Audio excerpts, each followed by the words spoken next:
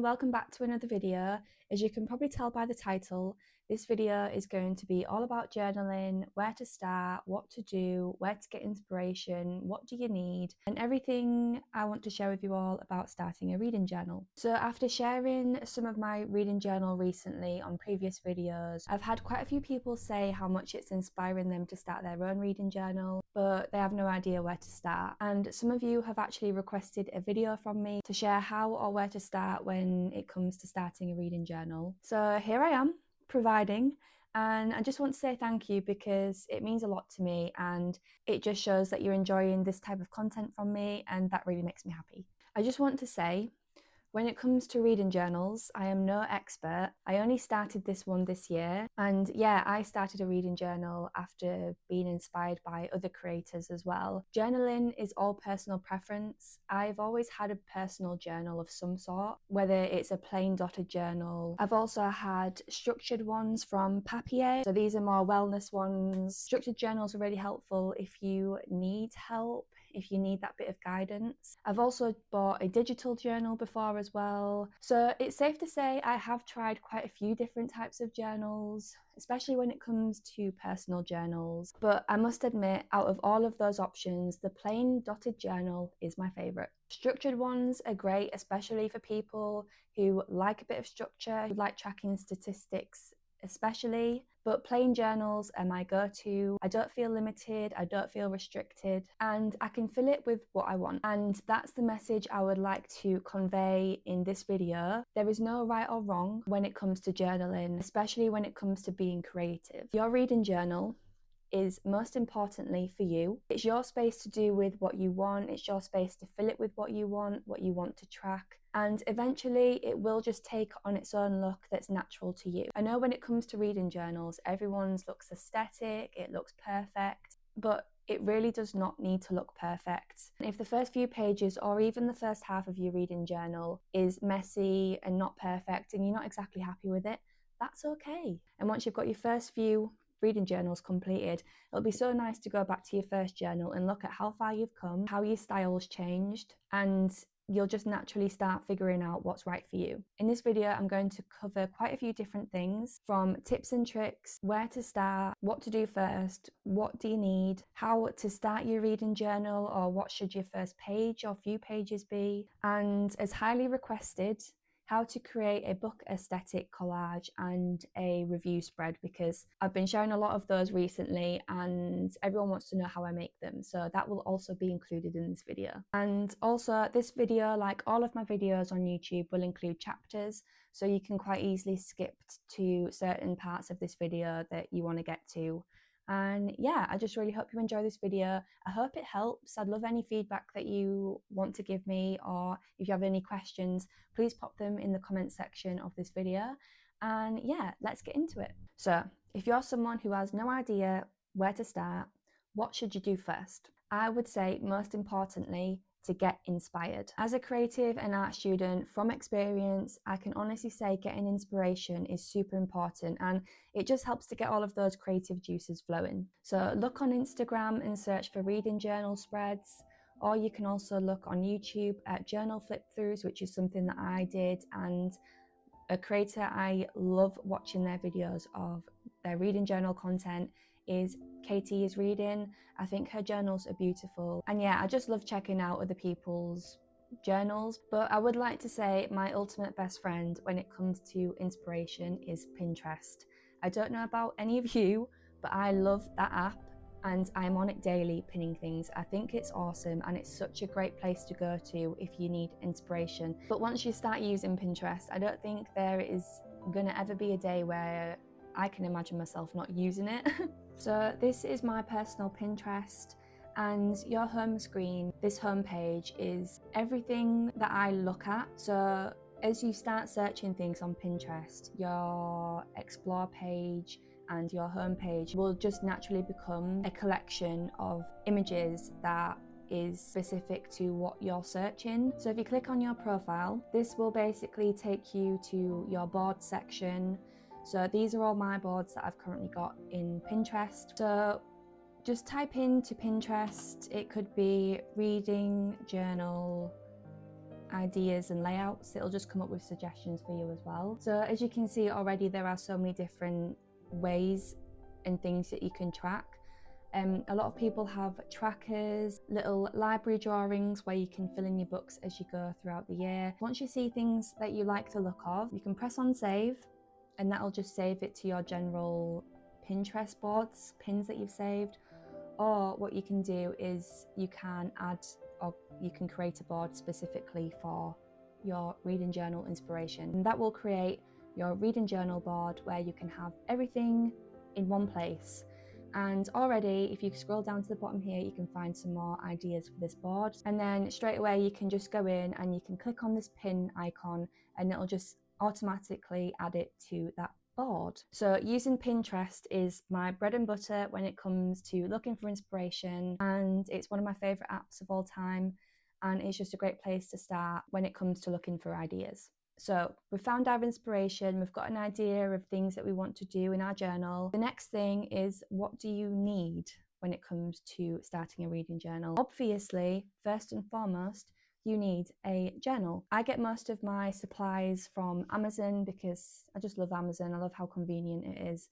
And I've had this same journal for 4 years maybe. I originally were using them as notebooks for work and just personal stuff. So I would really recommend the Stationery Island dotted journals on Amazon. They come in a range of different colours. And the next journal that I'm going to get is a burgundy one because I think it looks beautiful, and I've had black journals for so long now, so I feel like I need some colourful journals in my life. These are just really nice, and they kind of almost look like moleskin ones, but they're not, and I just really like them. So I personally would recommend one of these. When it comes to writing and decorating your journal, I would say fine liner coloured pens are really important. These ones are double-ended, so you've got a thick brush on the one side and then you've got a fine liner on the other side. I personally mainly use the fine liner end just for little doodles and drawings and stuff like that, but these are really handy to have. Again, you can buy these on Amazon. When it comes to gluing and sticking, I would recommend just normal Pritt sticks. You don't need anything fancy. Normal Pritt sticks work for me. And then for writing in, I would say either just a fine liner or just normal biros. I like using washi tape as like borders or little kind of like decorating stuff, and I just really like the gingham ones that they have. They've got loads of different types of washi tape, but I just like these ones for now. And I just want to say that my collection of reading journal supplies is only small. Most of my journal things are just kept in this box here, just so everything's in one place. And then stickers, if you're a sticker person and you love decorating things, then obviously having a range of stickers is really important. Have a little decorative sticker booklet just full of loads of random stickers. These are all from Amazon. They're just nature ones. There's lots of plants and butterflies, and yeah, I'm just more of a nature person. You can get loads of different types of stickers on Amazon, but these are just the ones that work for me because I'm more of a nature girly than objects and stuff like that. So these are the very beginner things that you need. You don't need a massive amount of stuff to start your reading journal. You just honestly need the basics to get you started.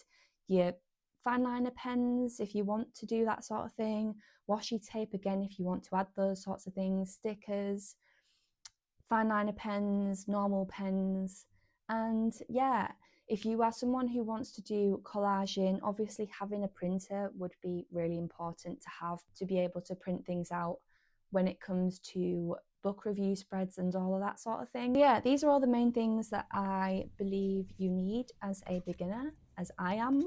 These are all the things that I need, and it's working out really well. So have a look on Amazon, see what sort of things you like, and yeah, just have a try out with things really. So I'm going to start going through my reading journal with you now to show you how I started mine and what my first few pages looked like. And then I'm going to show you how to create a book aesthetic board using Pinterest and Canva. So when you start your journal, I think a really nice way to start your journal and get creative is to create a title page. It's just a really easy way to start your journal and the best way to get creative. I made this on Canva. and I printed it out and just stuck it across these 2 pages. But you can also just do a normal collage with images that you might have, or you can just write literally 2025 journal. It's completely up to you. This is what worked for me, and I just think it looks really cute. I would definitely recommend doing this to begin with. The next page isn't really reading related. It's just a 2025 vision board that I created on Canva again. This vision board could be a lot more bookish. It just could be anything bookish that you would like to achieve or do this year. Just make it into a vision board. And then, because I've not had a reading journal before, 2024 for me was my first full year reading. And because I didn't have a reading journal last year, I did want to dedicate a spread to last year and mention my top 10 from last year and like a bit of a write-up. So I did do a top 10 from last year and then a little summary of last year and then my top 3 books from last year as well. I just think this was a nice way to kind of tie in my reading from last year. And if you've not had a reading journal, then maybe you could do something like this from last year or the year before, or just have your favourite reads of all time and then write about it on this side. And this page is definitely not one of my favourites. This page could definitely look a lot better. And this is what I mean by journals not needing to look perfect to begin with, because I know that next time I do this spread, it will be a lot different. I did mention in my main journal flip through that I did try an attempt to draw this, but it just didn't work out how I wanted it to. So again, I went onto Pinterest and I just printed out this to fill in, and I actually do need to update this.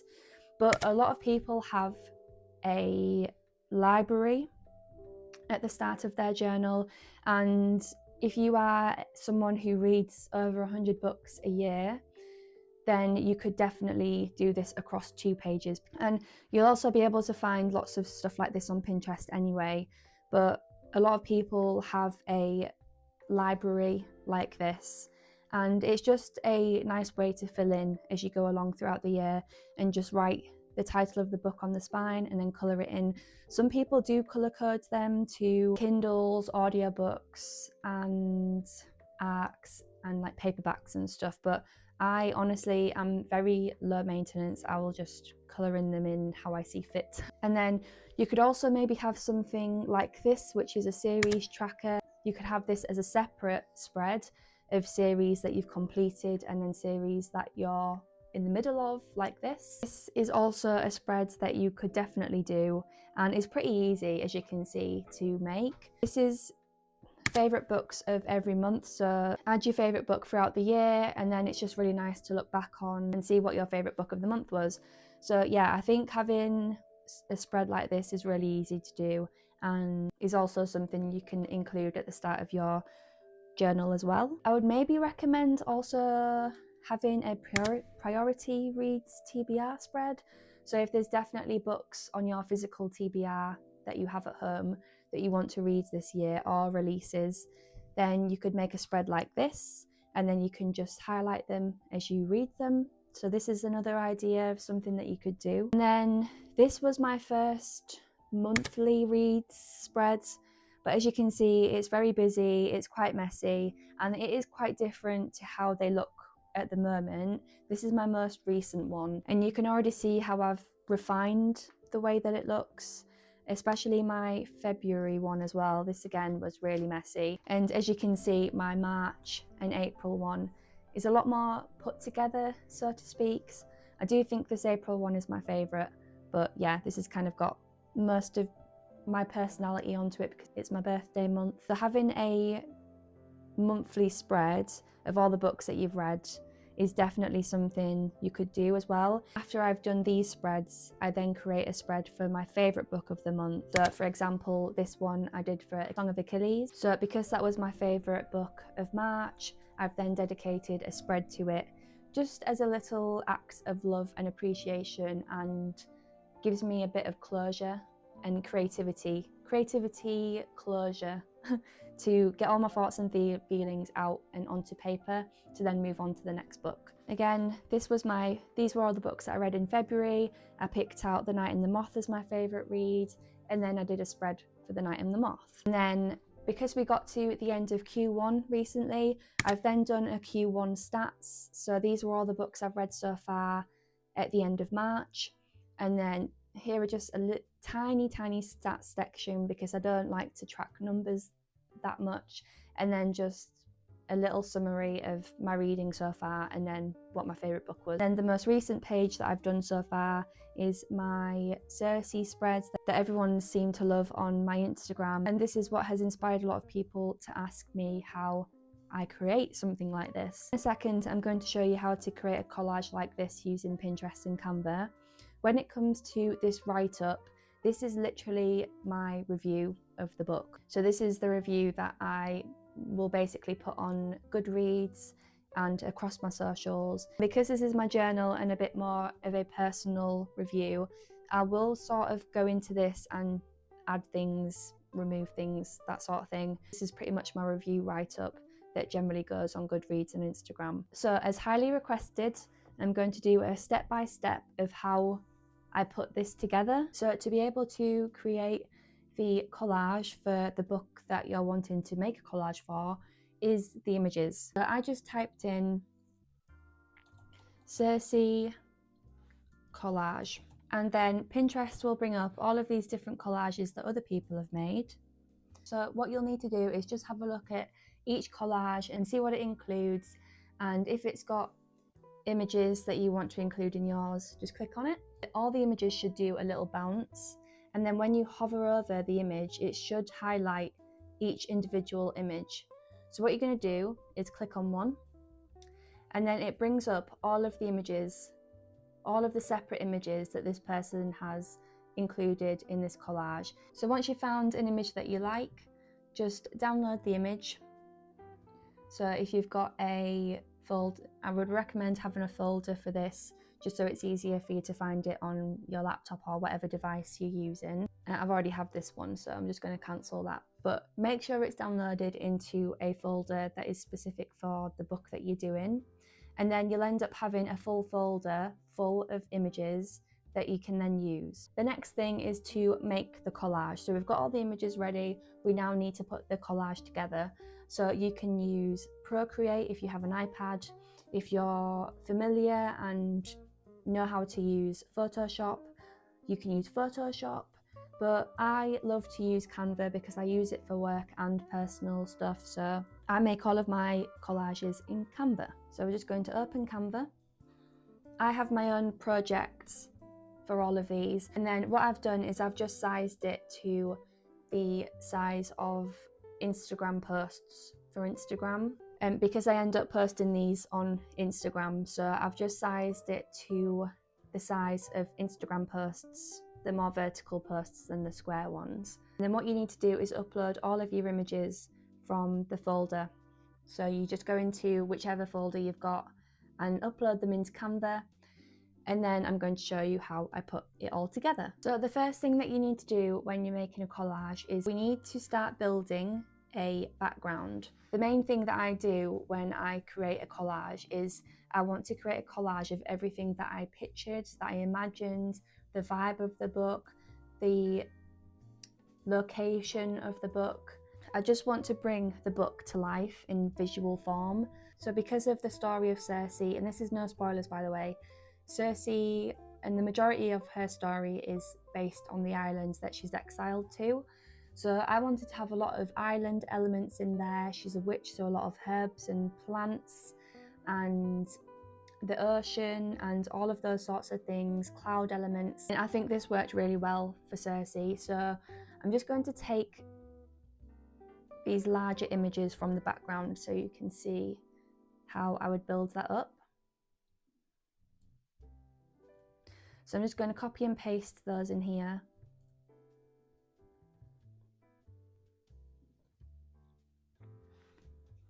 If you have an image that you end up pasting in that you want to move to the back, just go to position and send it to the back, and it'll just move that image to the back.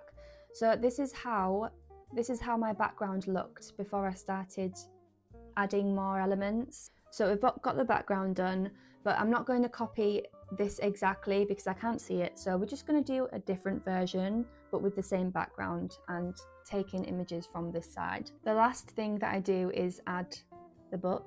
This just goes straight into the center. What you can do is do it straight away, and then you can just lock it in position, and then you know everything has got to go around that. So that's what we'll do for this actually. But what I like to do is just build up the corners of this and then work inwards with the smaller elements and bits like that. We're going to add a bit of greenery.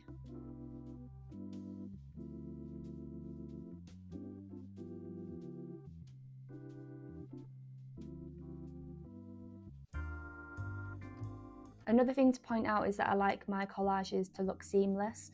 So as you can see, we've got a lot of lines here from where images have been put in, but we can't really blur them in here like you would be able to in Photoshop. So we're just going to cover all these lines as we go with elements.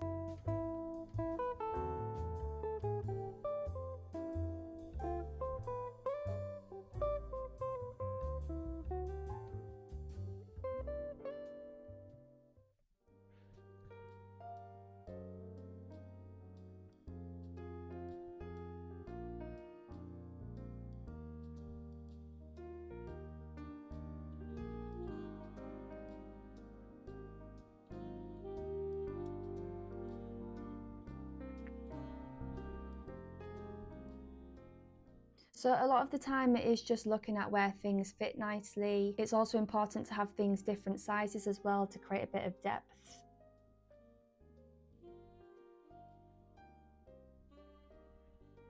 And then maybe if you have different themes going on, obviously this bottom corner is more sea. It's got a lot of sea elements going on.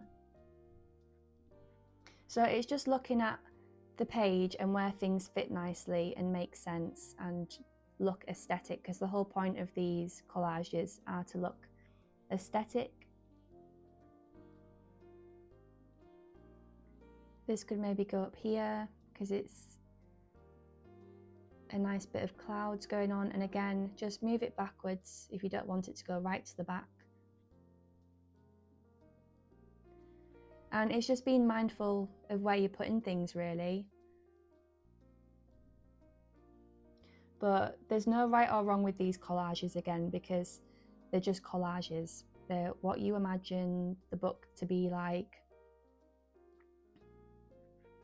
It's just getting everything you envisioned onto a page.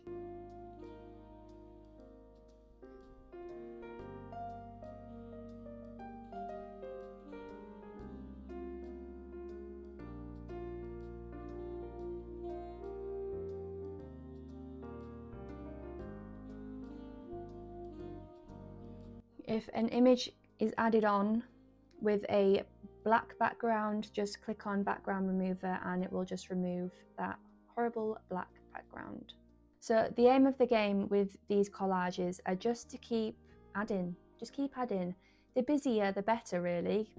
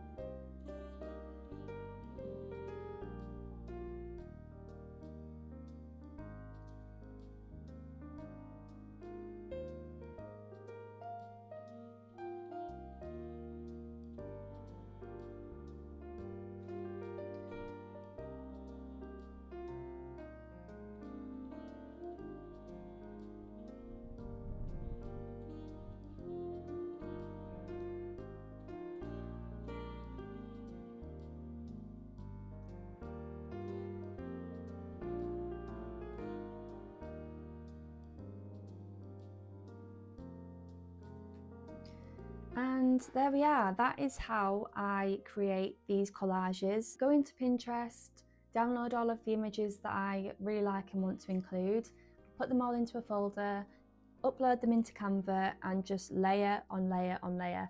Make sure you've got, like I said, some background images to build on. And then once you've got your background of images, you can then start adding all of your smaller images. And then if you have any quotes that you like, you could just take a photo of the quote in your book and then upload it in. You could type it in, or again, there are quite a lot of people that add them on their collages on Pinterest, and you can just download them from there as well. Then what I do after I've created the collage, this project is my pages for all of the different spreads that I've wanted to do in my reading journal.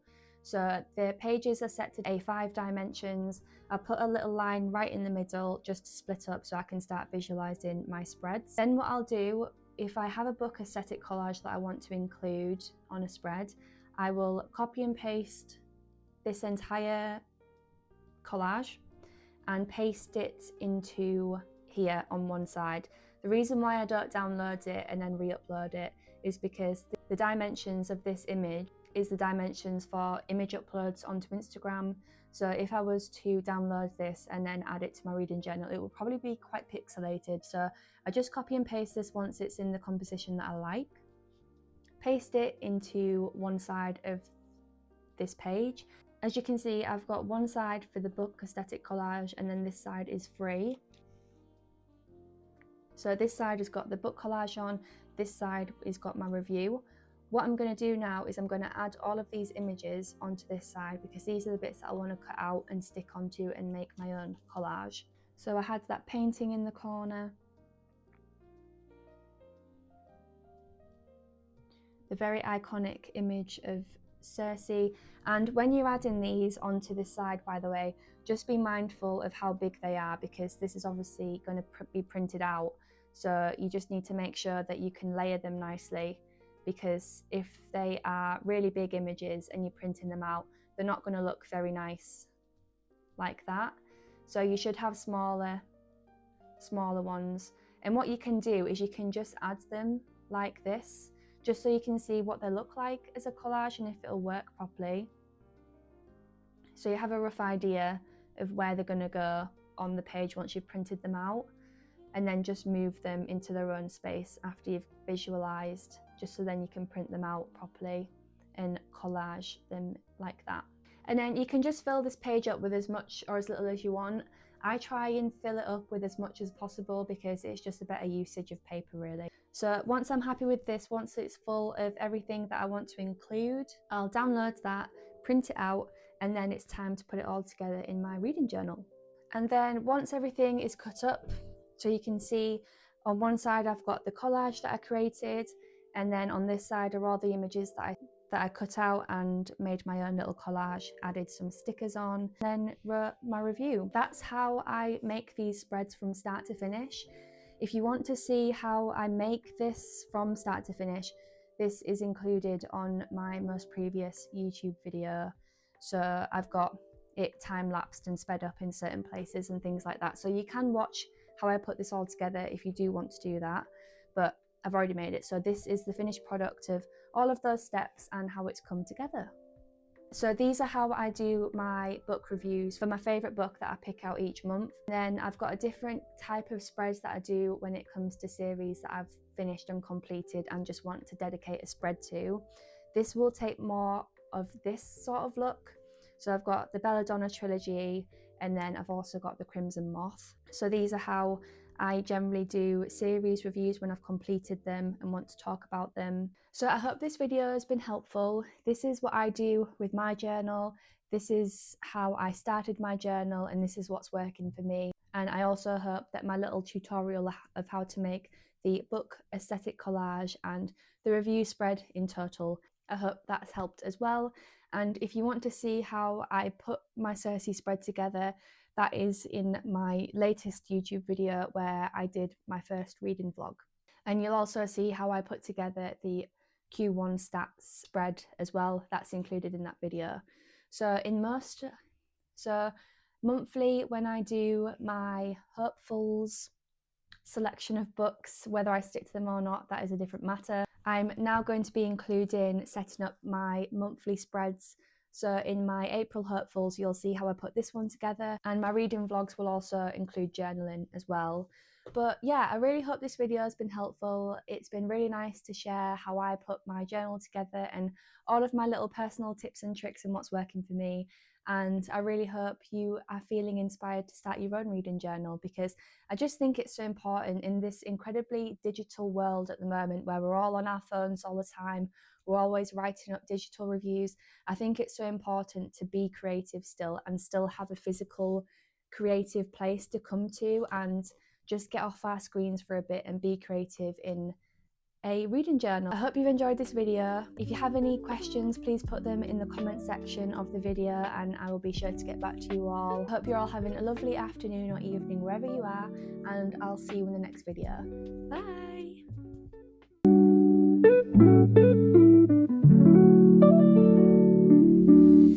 Bye!